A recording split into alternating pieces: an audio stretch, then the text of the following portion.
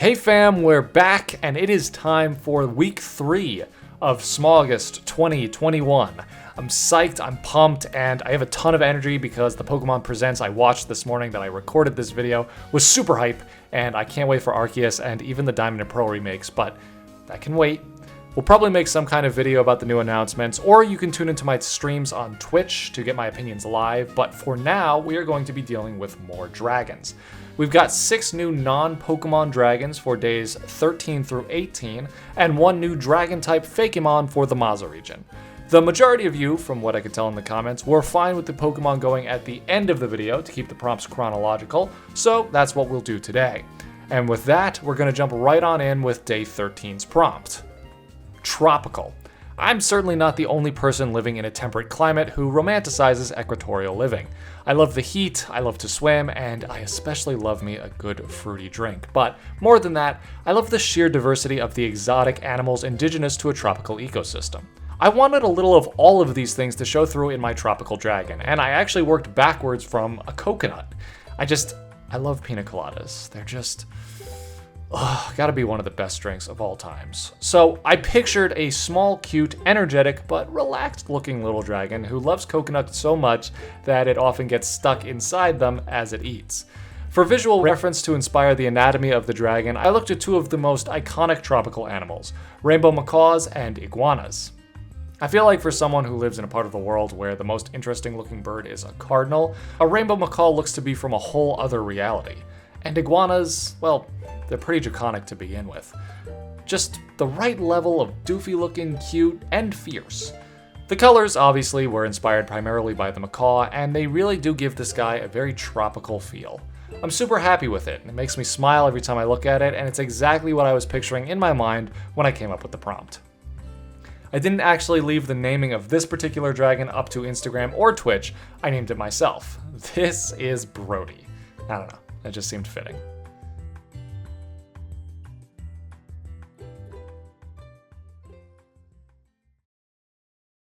We had some fun with day 14. I'm sure a lot of you are wondering why cheese was even on a list of prompts with which to design dragons. Well, there's a pretty simple explanation for that. I love cheese. I'm a vegetarian, yeah, but not a vegan. I couldn't give up cheese. Plus, it's easy enough to find humanely sourced dairy products. And thank God, because I eat cheese probably way too much. Cheese wheels, cheese slices, shredded cheese, melted cheese, pizza, pasta, macaroni, goldfish, Cheez-Its, Doritos, Sun Chips. I love cheese. Is it easy to combine that love with my love for dragons? Well, no, not really. Not in a conventional sense, anyway. But once you stop limiting yourself to one conception of what a dragon should look like or another, all sorts of doors start to open up. For me, the shape of a big cheese wheel with a slice taken out of it felt like a great silhouette to start a dragon design from. Then I sort of just had fun with it. I love the range of colors you can get from different types of cheeses. It's very close to gold, honestly. And I also thought I'd add some reference to gross snack foods that I love too, like Cheez-Its and Bugles. For while I do love cheese, I am not by any means a connoisseur. I'll eat that shredded right out of the bag. I also named this dragon myself, Mac. It's pretty perfect, right?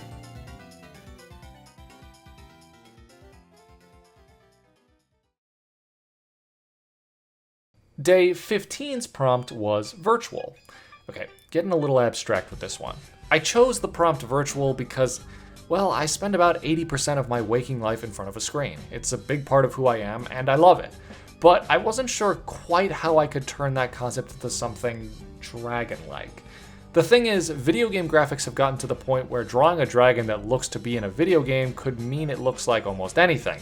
So I thought back a few decades to a time when it was pretty obvious that a character was made to be rendered in a virtual 3D world. Specifically, the low-poly dragons from RuneScape came to mind, and I whipped up the most stereotypical dragon underdrawing that I could conceive. This is probably what the dragon gatekeepers want to see with every prompt, I'm guessing, but I chose a very generic dragon silhouette so that when I abstracted it to look as though it was made out of polygons in an outdated game engine, it was still clear what it was supposed to be. This whole process was super different for me, but also a bit of a callback to a rendering style that I used to use called prism painting. Different, but fun, and I was happy with the end result.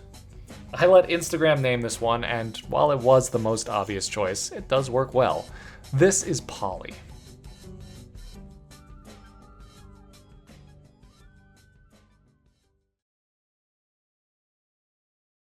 While we're on the topic of somewhat generic-looking dragon designs, let's look at the character I made for Day 16's prompt. The prompt was Gothic, another visual aesthetic that I, as an artist, am very partial to. Towering cathedrals and bizarre stone carvings that remind us of a time long forgotten, and maybe we're better off for it. The birth of Gothic architecture dates back to a time when civilization was pretty loosely defined. Torture, religious oppression, and general war crimes are just some of the lovely sentiments that we left behind with the great relics of medieval Europe. And it's hard not to think about them when you admire what remains of that time. Now, all that aside, I thought it would be fun if the Gothic dragon was a bit of a companion piece to the virtual dragon. Two very different time periods with two somewhat similar looking dragons. So I used the same underdrawing to keep that generic silhouette. Plus, if I was ever to make a truly cliché European dragon, Gothic would be the prompt to do it. I also wanted the design to capture a bit of that sadism that I was talking about before. While Gothic architecture is undoubtedly breathtaking and a marvel of human ingenuity, it covers up a dark part of our past, and I wanted that to show through in this dragon. The Gothic-inspired stone armor was to look more like a prison than something worn by choice. I originally had more chains in the design, but they felt too much like an afterthought, so I nixed them. I was working on this character during one of my streams, and we settled on Astrid for its name. It was a callback to my days playing Skyrim and the Dark Brotherhood.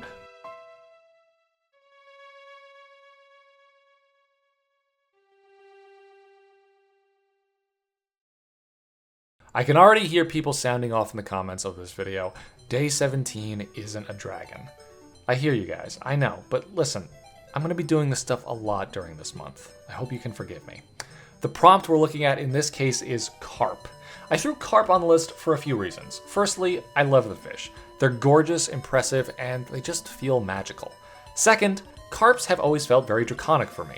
I know that a lot of people say that animals like alligators, monitor lizards, and snakes are the closest things to dragons that we have in real life, and I get that. But carps have served as the inspiration for dragons in many cultures, primarily in Asia, and I understand why so many people looked at these fish and thought, yeah, that's an ancient creature of immeasurable power.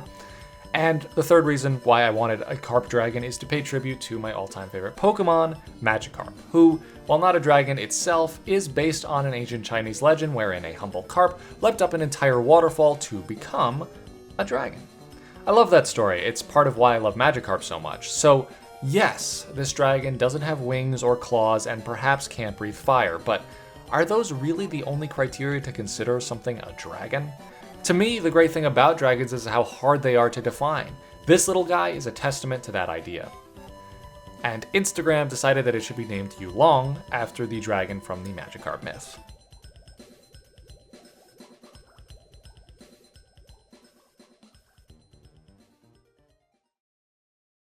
And for the last of the non-Pokemon designs, we have Day 18's prompt, Sleep. Not to get political or anything, but I love sleep. I've always said that it's like being awake, but you don't have to do anything. It's great. I have fun dreams, rest my poor, aching body after an exhausting day of sitting on my ass, and I can cuddle up with my fiance and my doggy. Now, I've been looking for an excuse to make myself a bear dragon at some point during this month, and sleep felt perfect. I had a lot of fun collecting reference images of bears yawning and stretching. Did you know that bears stretch their hamstrings like this? I can't get over it. It's absolutely adorable. I love bears so much. Anyway, I used a photo of a polar bear rubbing its chest against the fresh snow as an inspiration for the pose, and took some generic bear features and other forest creatures to fill out the rest of the design.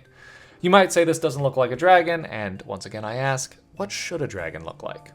I decided to make this guy green after I realized that none of my other dragons I've made so far are that color. But I wanted to touch on a ton of different visuals for this whole month, and that includes a whole rainbow of colors. I don't use green a lot. I just realized that. But this dragon's greenness earned it the name Celery from my Twitch chat. Celery Presley. Although Elvis Parsley might have been better now that I think about it. Why didn't we do that?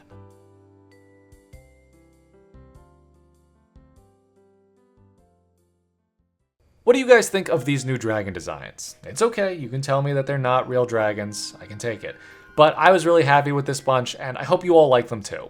Let me know which one was your favorite from this week, and which is your favorite from the whole month so far. And now, let's take a look at the new dragon type I designed for day 19's prompt, Hunger. This one hasn't any relationship to the last two Pokemon I made for SMAUGUST, and will be the first of a 2-stage evolutionary line. The prompt was Hunger, and honestly I'm not entirely sure why I chose that word for the list. It's not really specific to me or my tastes like the other prompts on the list, but rather a more general idea that different people following along with the designs of their own could take in many different directions. Me though, I thought about Hunger and realized in a second what I wanted to do. I do love me a good croc. Gators, caimans, gharials, anything armored with scales, big teeth, and capacity to swallow a human child, I'm into it. We have some good croc Pokemon already. The Totodile and Sandile lines are both pretty great, but I felt like I would be doing a disservice to myself if I went through SMAUGUST without adding a new crocodile to the Maza region. I did a little research into indigenous crocodile species in Central America, and while I read, I learned about the Aztec god Chipactli. Please forgive my pronunciation of that name, I'm terrible at Nahuatl. Anyway, Chipactli is literally the Aztec word for crocodile, and get this, the god was described as a creature so insatiable that it had jaws on every limb of its body. Pretty metal, right? Of course, this Pokemon was going to be a first form, so I needed it to be equal parts cute and crazy. It took me a little while to strike that balance. I had a design that I liked at first, but I scrapped it after a while because, I don't know, it just looked too vague. Based off of an insatiable crocodile god and packaged in the form of a petulant child who always wants more. I'm quite happy with it, but I'm open to criticism. Just remember though, there will be a second form. We'll meet that Pokemon next week.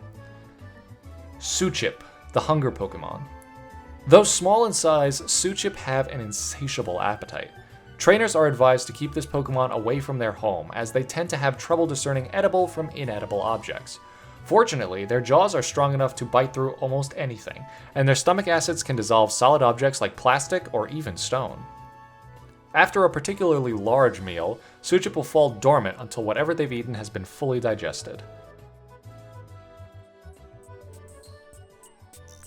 That's it for week 3 of SMAUGUST, everyone. I hope you enjoyed the video and all of the new designs. Let me know in the comments what you think and what you think Suchip's evolution may be like. That's all, folks. Don't forget to like and subscribe, you know the drill, and I'll see you all in the next video.